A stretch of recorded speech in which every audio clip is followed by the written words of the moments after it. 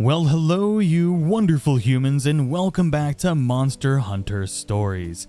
In today's video, I'm going to be showing you how to get one of the best Monsties in the game. It was one of the best in Monster Hunter Stories 1, and it is definitely going to be a powerhouse once again in Monster Hunter Stories 2. In a previous video, I showed you how to get the regular Tigrex. Well, today, ladies and gentlemen, I'm going to be showing you how to get the Brute Tigrex. This thing is an absolute monster and one of my favorite and one of the most powerful Monsties in the game, and you could get this really early in the game as well.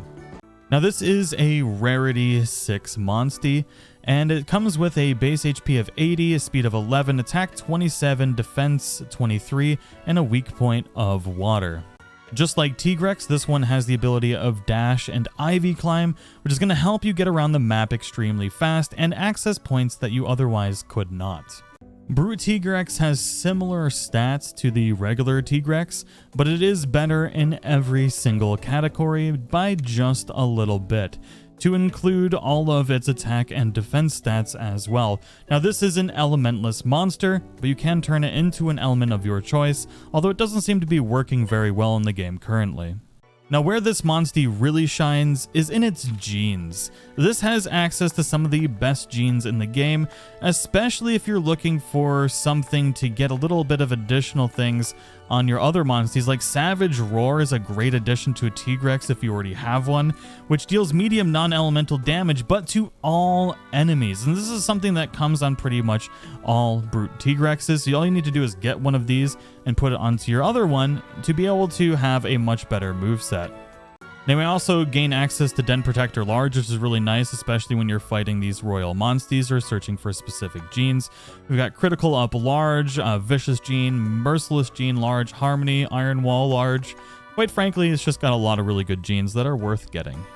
Now before we get into the location defeating of Tigrex, let's go over the equipment that we're going to be using today.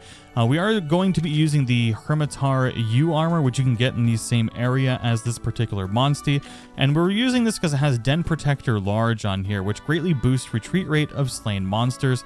Comes in extremely handy. If you don't have this, you can also use the Rathian armor, which we've been using in previous videos. Now, as always, I definitely recommend activating a Finding Charm as well. If you have your prayer pot leveled up, you can get a very high increase to your ability to find eggs with rare genes in them. Mine's currently at 18%, but you can get all the way up to 20%. Now, another tip I highly recommend is actually using a Basarios. What you can do with Basarios is it has a very high HP stat and defense stat, and then combine that with its ability to use Inferno Gas, which lights fire damage to all the enemies and a chance to inflict burn. But then you also stack this with Poison Gas, so if you're able to poison and burn your enemy, you can basically do an extra 300 damage per turn and then just tank it with the Basarios as well. So it's a really good method for getting some additional damage to take down a monster pretty easily. To find a Brute Tigrex, we need to go to the Sedona Barrens. Now, if we just go to this fast travel point right here and just head to the west, we're going to be able to see a Brute Tigrex sleeping here on the ground.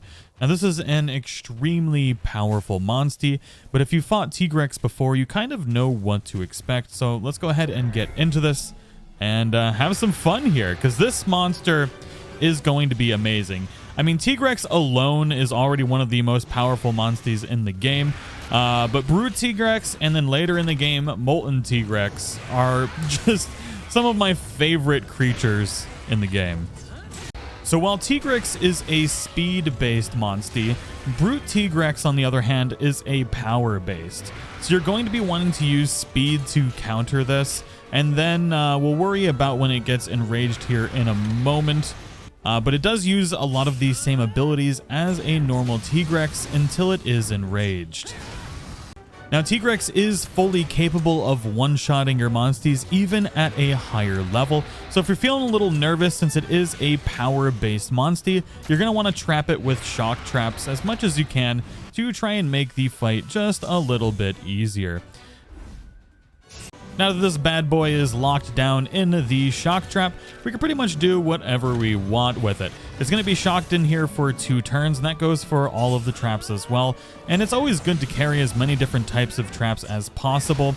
There's also some other good utility items that we can go over using that I really recommend saving for either boss battles or these Royal Monstie battles, so that way you can get these nice and early. So some of those are the sleep knives. So now that Tigrex is enraged, it should start using speed attacks, which means we want to counter with technical. So let's go ahead and do this. And if you can counterattack as much as possible, that's definitely going to be something that you want to do. So definitely make sure to keep that in mind. You can save your kinship riding for this point in time. And also saving your kinship to be able to do a double attack, especially when the Monstie is enraged, is always a great plan. Because if you save it for a double attack, what you do is you end up canceling out that Monstie's turn, making it so it doesn't do any damage, and it can really save you in a pinch. Now, per usual, if you are encountering these creatures when you can't tell how much HP they have, you can tell that a Monstie is ready to have a paintball thrown at it when it starts drooling, and its mannerisms kind of change. It'll start slugging to the ground and stuff like that. Let's go ahead and throw this paintball because it's going to drastically increase our chances that this Monstie retreats at the end, and then we can go ahead and take it out from here. Come on, baby, show me that den. You know you want to retreat. Now we just need this bad boy to get up and run back to its den. Perfect. Now, if you've watched my previous videos on this, I highly recommend going back to the catavan here, which means you need to walk to it. Do not fast travel to it. We're going to go ahead and set up our save game. You can overwrite one of your other saves or create a new one, whichever you want to do.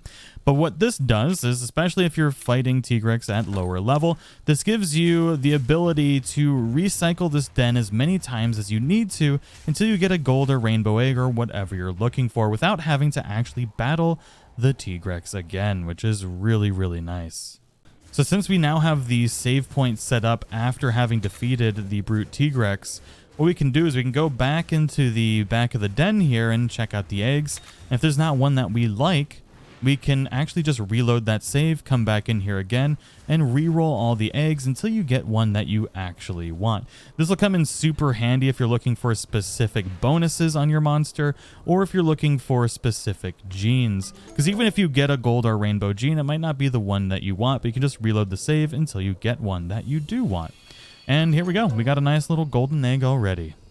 I just found myself a nice, beautiful rainbow brute Tigrex egg. And you can find these in rare dens later in the game, but you won't be able to find them in rare dens until after Hunter rank 6, close to Hunter rank 7. So by being able to get it at Hunter rank 4 by following this video, you'll be getting it quite a bit early and be at a major advantage. Well, let's see how lucky we got with this egg, and then we'll talk about some of the genes and some things you might want to do to make this Monstie super powerful. I don't know why I said that so weird. Ooh, we got a lot of attack bonuses on here. That's pretty nice. And it looks like we got some really good genes too. Now let's just go over the genes here real quick, because you can make Brute Tigrex extremely powerful. Now I've decided I wanted to level up this Brute Tigrex. We've already got non-elemental attack boost large on here, so we want to stack more non-elemental attack boosts, and I happen to have one on the Black Diablos here. So what we're going to do is, you can see here we're at 166 attack right now. We're going to take this Black Diablos, we're going to grab the non-elemental attack boost large, and stack it on top of the other one. This gets our Tigrex up to 171 attack now. Now you're definitely going to want to get a couple of these Tigrexes, because one thing that you want to make sure you do is you get them leveled up to level 20, and then you're going to want to stack these Savage Roars on top of the one that you want to keep, similar to what we did with the large elemental attack boost. Now you don't have to keep Tigrex as a power attack monster, but if you do decide to, obviously you're going to want to go for as many non-elemental bingos as possible and as many power attack bingos as possible. So I'm actually putting this move from Diablos on here to fill up this gap, get another non-elemental boost and a new attack on our creature. So now we got that extra non-elemental attack boost, but we'll also get that power boost bingo once we unlock it at level 20. So right now we've got an extra 20% damage in our non-element, and we'll have another 10% in our power bingo once that unlocks. So the goal really is to stack as much of the element that you want, and then as much of the attack type as you want to make a really powerful Monstie. So that really is all there is to it. I do hope you all find some amazing Brute Tigrexes, and I'll see you all in the next one.